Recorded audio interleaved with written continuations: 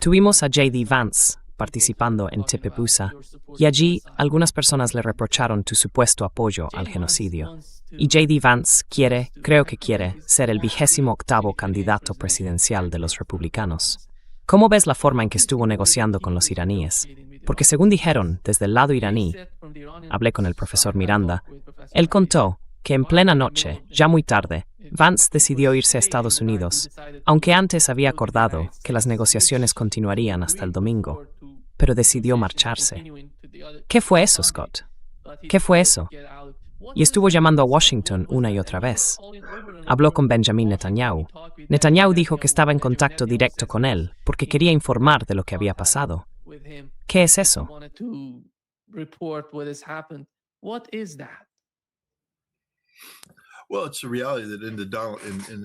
Bueno, la realidad es que en la administración Trump no existe tal cosa como un negociador independiente. La única voz que cuenta es la de Donald Trump. Esto no es Richard Nixon dándole a Henry Kissinger, ya sabes, permiso para irse, resolver problemas y luego informar. En el pasado, los presidentes estaban al tanto de todo. Kissinger tenía mucha libertad.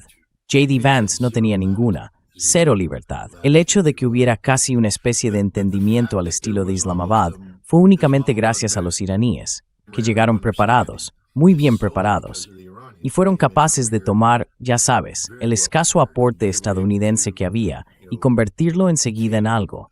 Estaban listos para actuar. Es una pena que perdiéramos esa oportunidad.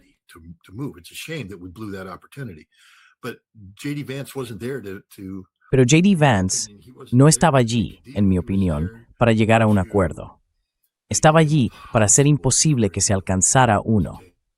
La razón por la que se fue a medianoche es que los iraníes estaban haciendo todo lo posible por cerrar un acuerdo. Los iraníes estaban listos. Era como si dijeran, venga, terminemos con esto, aquí lo tienes. ¿Tienes un problema? Aquí tienes una solución. ¿Otro problema? Aquí tienes otra solución. Estamos dispuestos a hacer lo que haga falta para que esto salga adelante. Y Vance no tenía permiso para cerrar el acuerdo, así que tuvo que marcharse. Porque esto no podía ser así. Si J.D. Vance hubiera cerrado el trato, si la negociación hubiera tenido éxito, solo podría haberse interpretado como una victoria iraní. Como que Estados Unidos se reunió con Irán en Islamabad y al final, los 10 puntos iraníes sirvieron de base para ese acuerdo.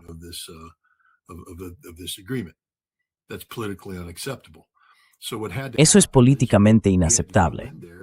Así que lo que tuvimos que hacer fue entrar allí, hablar con los iraníes y luego declarar que las negociaciones habían terminado por la intransigencia iraní y retirarnos. Ahora eso le da margen a Donald Trump para montar todo el teatro político de un bloqueo que es falso y le permite declararse vencedor, que es justo lo que ha hecho.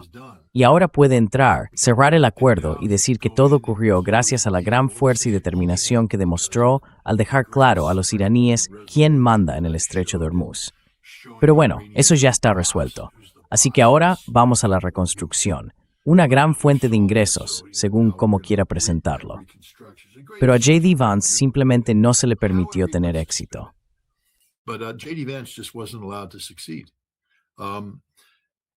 No creo. Ya sabes, hay gente que eso es por Trump. Ya sabes, por Trump.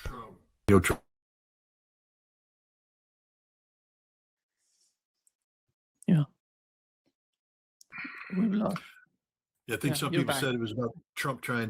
Creo que algunas personas dijeron que se trataba de Trump intentando sabotear a Vance. Yo no lo veo así. Creo que se trataba más bien de que Trump quería asegurarse de que al final el fracaso de las negociaciones no pudiera atribuirse a él. Tenía que recaer sobre alguien más. Y eso le deja margen para aparecer después y salvar la situación. Algo que creo que veremos mañana. Creo que mañana va a ser un día interesante, diplomáticamente hablando.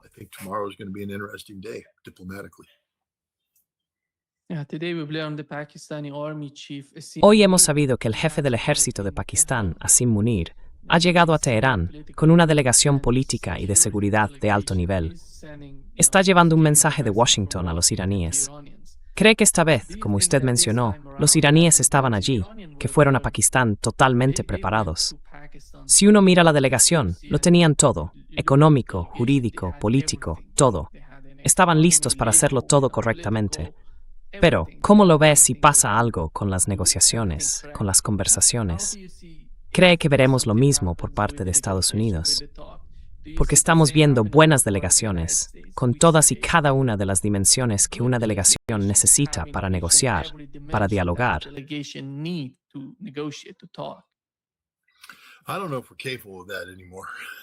No sé si somos capaces de hacer eso ya.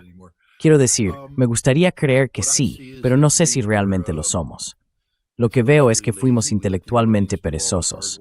Dejamos que los iraníes hicieran todo el trabajo duro y usamos el borrador del Memorando de Entendimiento de Islamabad como base. Lo enviaron de vuelta y le hicieron algunos retoques. Creo que cuando nos reunamos, vamos a usar ese documento como punto de partida. Mira, me encantaría que enviáramos a un diplomático de alto nivel, respaldado por todos los expertos de la comunidad estadounidense, trabajando juntos para hacer lo mismo que hicieron los iraníes. Pero ya no tenemos esa capacidad. El Departamento de Estado ha sido desmantelado. Y, ya sabes, el enfoque de Donald Trump sobre la seguridad nacional y la formulación y aplicación de la política exterior consiste en eliminar a todos los intermediarios.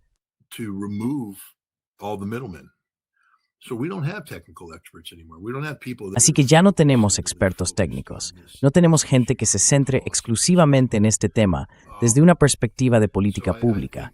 Por eso creo que el equipo que vamos a enviar será un equipo con motivaciones políticas, cuyo objetivo es salvar la presidencia de Donald Trump. Y todo gira en torno a la imagen. Ya sabes, Irán ha hecho todo el trabajo técnico pesado y Estados Unidos... Creo que solo va a enviar otro grupo de expertos en propaganda política. Ya veremos, a ver cómo resulta. Creo que el ministro de Defensa de Pakistán también estaba allí, porque los iraníes temían que Estados Unidos fuera a derribarlos, que Estados Unidos hiciera algo estúpido. Y pienso que los pakistaníes tuvieron que tranquilizar a los iraníes, asegurándoles que no estaban cayendo en una trampa tendida por Estados Unidos. For a U.S. trap.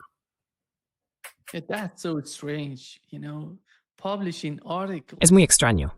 Publicar artículos diciendo que esta es una oportunidad para matar a los negociadores iraníes es increíble. Hay que estar completamente fuera de sí para sugerir algo así. El tipo que escribió ese artículo. Nadie creería en ningún tipo de negociación si algo así ocurriera.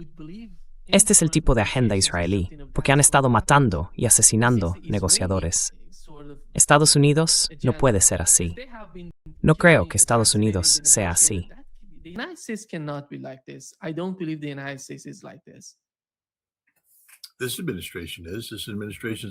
Esta administración no se disculpa por nada. Son capaces de cualquier cosa. Es así, es donde estamos ahora. Mira, esta administración ha tomado como modelo a los israelíes en su forma de actuar. Así que ojalá, quiero decir, si hubiéramos tenido esta conversación hace 6 meses, habría dicho lo mismo que tú, que Estados Unidos no funciona así. Pero ya no puedo decir eso. Mira, Donald Trump mató a Qasem Soleimani. Y el Portristain Zithingth, a un trust verdad sobre asesinado. This was a guy who was acting at the request of regional players to create peace opportunities. He was on a mission of peace, of diplomacy, which is why he traveled openly in the way that he did. And we murdered him as he was trying to, coordinate, nonviolent solutions to problems that previously had only been, sought to be solved violently. And we murdered the guy.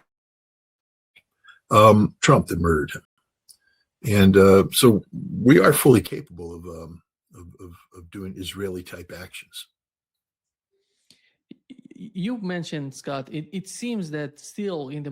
Mencionaba Scott que parece que todavía, en la mente de quienes toman las decisiones principales en Estados Unidos y en Israel, este gobierno se percibe como un gobierno ideológico.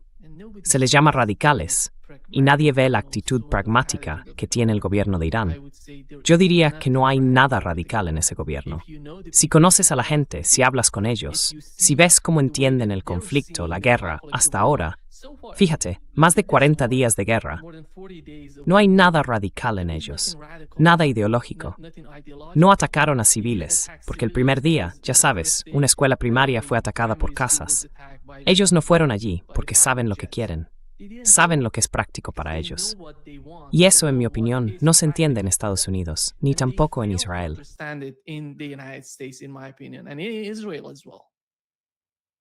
No, look, we're again. No, mira, estamos tratando con gente incapaz de aceptar la verdad.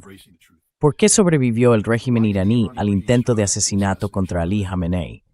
En Occidente lo vemos como un gobierno de teócratas extremos. Pensamos que los ayatolás mandan, pero no es así. Irán es una república constitucional. El presidente es quien manda. Si lees la Constitución, verás que el presidente tiene mucho poder. Incluso cuando se trata de esos distintos consejos y comités, el presidente los preside. Es el que se sienta al frente de la mesa. Sí, el líder supremo está ahí, pero lo está desde un punto de vista religioso, para asegurarse de que las políticas se ajusten a los fundamentos islámicos de la nación. Islamic, foundation of the nation. Pero la Constitución lo rige todo. Incluso el Consejo de Guardianes y el Consejo de Conveniencia están ahí para garantizar, ya sabes, la conformidad constitucional. Es un sistema que lleva funcionando 5 décadas y funciona. Y el pueblo iraní, en general, cree en él. Hay abusos de poder, claro que los hay. Pero ya sabes, decir que esto es un régimen de ayatolás locos y radicales demuestra que no sabes nada de Irán. No entiendes cómo funciona Irán. No entiendes cómo opera Irán. Es una falta total de respeto hacia el Majlis y hacia todo el concepto de democracia, de representación democrática y todo eso.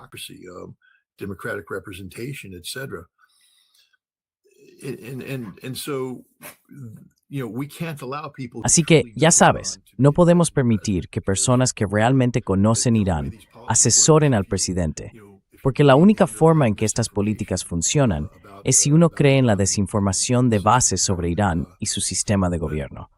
Pero no hay nada radical en Irán. Creo que lo que hemos hecho es dar más poder a un sector más conservador, que desconfía de Occidente y que quizá esté más dispuesto a alejarse de él y a relacionarse de forma más productiva con Oriente. Pero incluso así, recordemos que quienes hablan de ese giro no es que se hayan vendido a China o a Rusia. Son patriotas iraníes.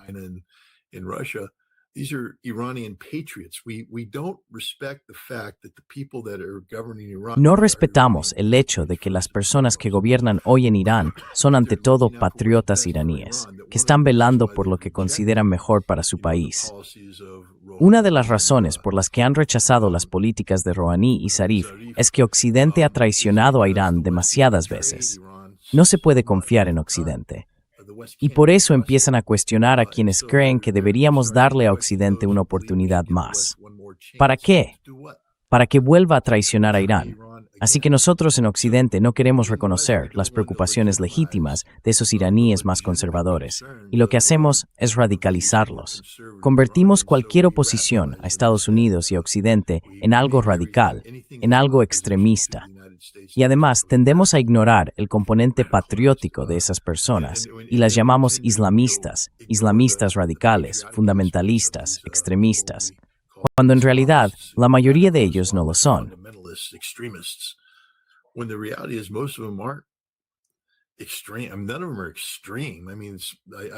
Ninguno de ellos es extremo. Quiero decir, creo que Irán es una nación de gran fe. Y también creo que las personas que llegan a posiciones de liderazgo, dado que es una república islámica, son personas cuyas creencias encajan con la visión de una república islámica. Pero eso no las convierte en islamistas, ni en fundamentalistas, ni en extremistas, al modo en que usamos esos términos para hablar del wahabismo, el salafismo, Al-Qaeda, el ISIS y cosas por el estilo. En Occidente somos incapaces de distinguir esas diferencias. O quizás sí seamos capaces, pero no queremos hacerlo, porque la verdad es compleja y preferimos la simplicidad. Y por eso abrazamos las mentiras.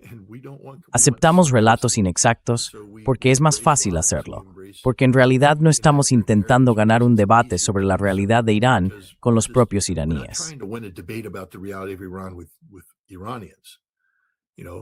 It's not like, Verás, no es que tenga que convencerte a ti. Tengo que convencer al americano idiota que vive enfrente, al americano idiota que vive más abajo en la calle y al americano idiota que vive por aquí. Gente que no tiene ni idea del tema. Así que la historia que yo cree no tiene por qué basarse en hechos ni ajustarse a la realidad.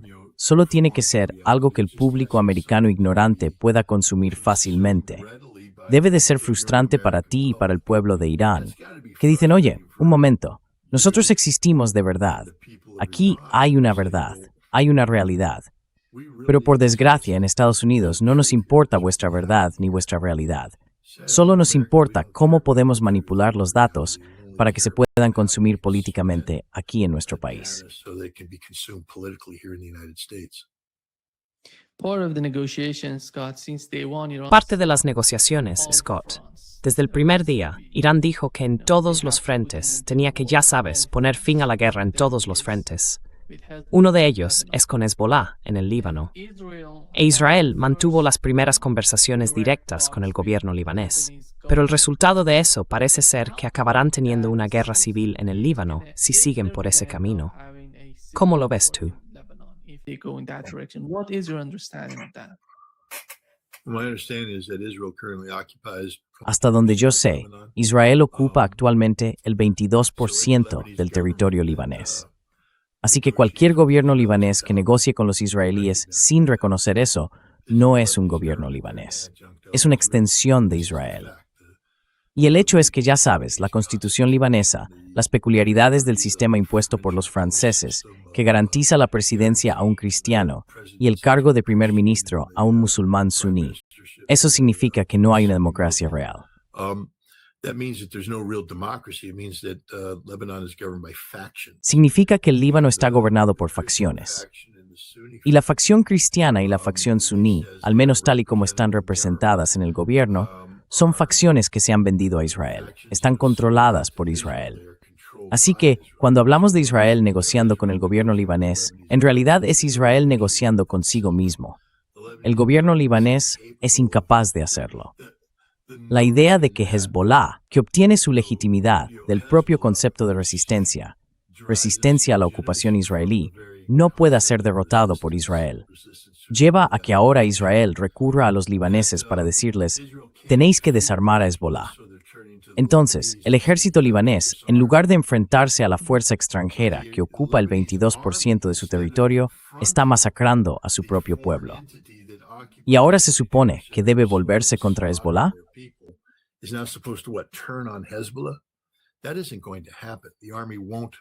Eso no va a pasar. El ejército no obedecerá esas órdenes porque sabe muy bien cuáles serían las consecuencias.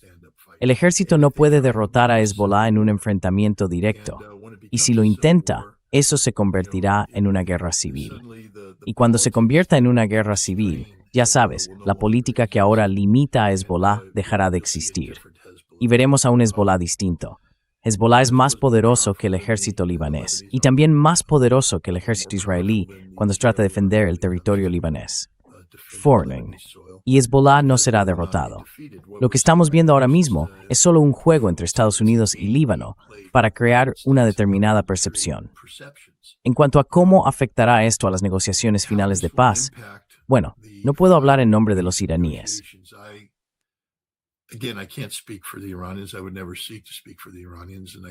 Yo nunca pretendería hablar en nombre de los iraníes, y tampoco puedo hablar por Estados Unidos, porque no estoy en posición de hacerlo. Pero sí creo que si yo fuera un negociador estadounidense, podría convencer a los iraníes de que reconozcan que el conflicto entre Israel y Hezbollah no puede meterse en el mismo saco que el conflicto actual entre Israel, Estados Unidos e Irán. Son dos cuestiones distintas. Eso no significa que vayamos a dar carta blanca a Israel para actuar, pero tenemos que reconocer la realidad. No vamos a resolver el problema libanés hoy. Por tanto, debemos dejarlo para abordarlo en otro formato. Podemos prorrogar el alto el fuego. Podemos buscar un cese permanente de las hostilidades entre Estados Unidos e Irán y al mismo tiempo ampliar el alto el fuego, entendiendo eso.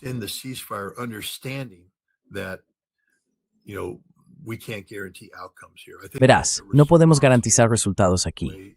Creo que esa es una forma responsable de verlo. Para empezar, ese formato no exige que Irán deje de financiar a Hezbollah, y eso Irán no lo va a hacer. Así que creo que hay que tratar esos temas por separado. Y lo mismo pasa con los hutíes. Quiero decir, siguen existiendo los problemas sin resolver entre Irán, los hutíes y Arabia Saudí. Y ese conflicto todavía no ha terminado. Aún así, creo que podría sentarme con los iraníes y decirles, tenemos que tratar Yemen como un asunto aparte también. Necesitamos resolver nuestro problema de fondo. ¿De acuerdo? Pero estos temas son mucho más complejos. Involucran a actores que están fuera del marco de nuestro conflicto.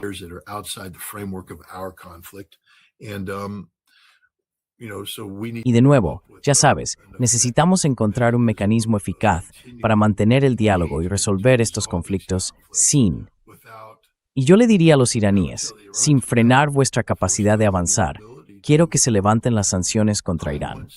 Lo diría como negociador estadounidense. Quiero que se levanten esas sanciones. No podemos levantarlas si estamos mezclando el tema de Yemen y el de Líbano, porque esos problemas no se van a resolver de la noche a la mañana. Si los mezclamos, esto se va a alargar para siempre. Tenemos que cerrar nuestros problemas para que podáis conseguir que se levanten las sanciones y así podamos seguir adelante con lo que tengamos que hacer en la región. Y tenemos que acordar que todos vamos a participar.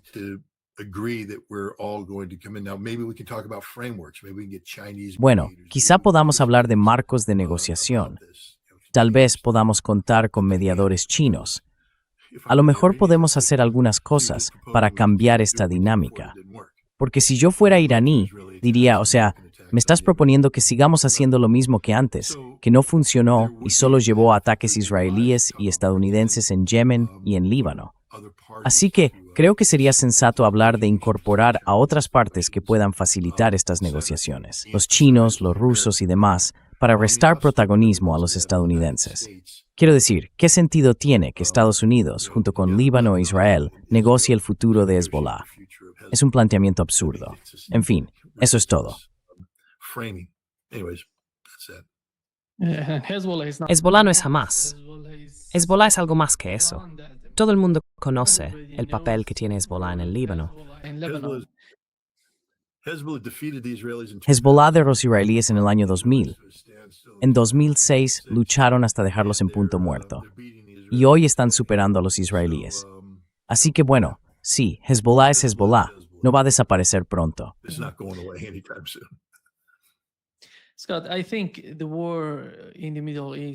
Scott, creo que la guerra en Oriente Medio ha cambiado de alguna manera todos los cálculos de Rusia, China y Europa. Porque después de la guerra en Ucrania, que fue un golpe total para la economía europea, han estado sufriendo mucho por esa guerra. Y luego llegó la guerra en Oriente Medio, y se ve cómo siguen sufriendo con el paso del tiempo por esta nueva guerra, por lo que está ocurriendo, por ejemplo, en el estrecho de Hormuz. ¿Y cómo ves la forma en que Donald Trump intentó presionar a Arabia Saudí? Es la primera vez que he visto al ministro de Asuntos Exteriores saudí decir, no, vamos a decidir nuestra propia política. Nuestra política se basará en nuestros cálculos, no en los cálculos de la administración Trump. Nunca había visto a Arabia Saudí hablar de esa manera. ¿Y cómo ves la influencia o el impacto que ha tenido la guerra en los cálculos de los países del Consejo de Cooperación del Golfo?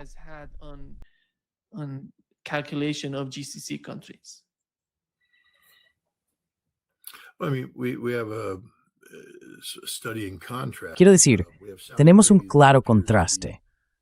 Arabia Saudí parece estar más anclada en la realidad al decir, somos nosotros quienes tomamos estas decisiones. Los Emiratos Árabes Unidos, en cambio, sabes, una herramienta de Estados Unidos. Enviaron una delegación de alto nivel a China para intentar presionar a los chinos y que dejaran de apoyar a Irán. Y sinceramente, nunca en mi vida he visto una humillación pública tan grande como la que sufrió esa delegación de los Emiratos cuando los chinos la pusieron en su sitio. No se le dice al dragón lo que tiene que hacer. La realidad es que el mundo ha cambiado, y Estados Unidos ya no puede presentarse como esa superpotencia, la última que queda, el garante absoluto de la seguridad, al que nadie se atrevería a desafiar por su enorme poder militar y económico. and economic strength. And now we have today the reality that Iran's success. Y ahora tenemos la realidad de que Irán ha conseguido plantar cara a Estados Unidos en el terreno militar y que Estados Unidos no ha logrado quebrarlo económicamente. El mundo es hoy un lugar mucho más complejo y matizado, con fuerzas que se han consolidado en China, en Rusia y en otros lugares, y que Estados Unidos no puede superar. Ya sabes, las naciones árabes del Golfo, que durante, unas 4 décadas, aceptaron la llamada Doctrina Carter, que venía a decir, Estados Unidos garantiza la seguridad, pero a cambio, tú garantiza que tu postura se alinee con la de Estados Unidos.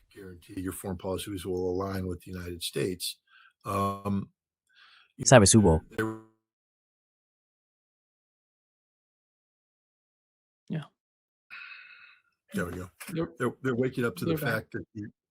Ahí lo tenemos. Están despertando al hecho de que Estados Unidos ya no puede dictar los resultados y que tampoco puede ofrecer garantías. Así que tienen que adaptarse a eso. Algunos lo hacen más rápido que otros. Creo que Arabia Saudí empieza a ver la realidad, mientras que los Emiratos Árabes Unidos siguen hundidos en su propia ignorancia.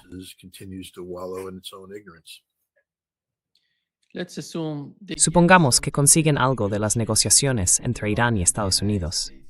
Eso marcaría una nueva era de cooperación entre Estados Unidos y otros países.